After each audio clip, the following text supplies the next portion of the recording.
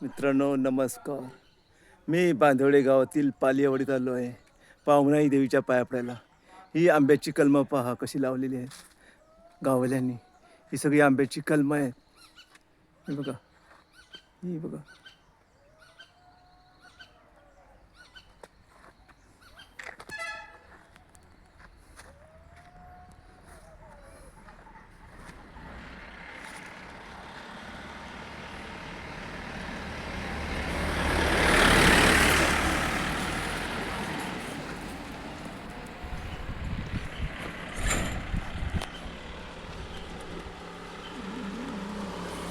ही सगळी हापूस आंब्याची कलमं आहेत. पुष्कळ वर्षापूर्वीची लावलेली असणार.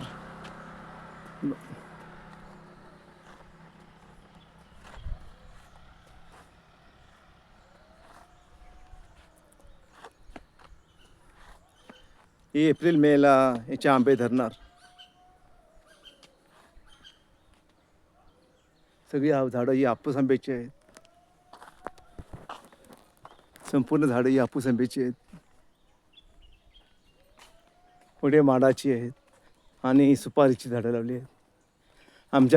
आमच्या बांदिवडे गावात ही आंब्याची झाडं आणि फणसाची झाडं, सुपारी लावण्याची लोकांना आवड आहे.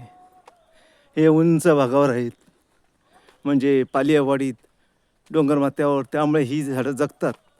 पण सखल भागात ही झाडं जगत नाही. पावसात ती कुजून मारतात. उंच जागा असेल तर ती झाडं तग धरतात. म्हणून उंच जागेवरती हापूस कलमं लावली जातात डोंगरमाथ्यावर. आता बघा किती आंब्याची कलमं आहे ती पालियावाडीतली गाववाल्यांनी लावलेली आहेत स्वकष्टाने आणि त्यांच्या मेहनतीने, आणि त्यांनी त्याची जोपासना पण केलेली आहे. असं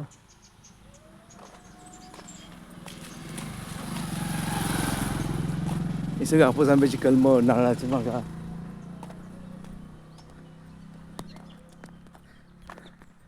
तेव्हा नमस्कार, जय महाराष्ट्र.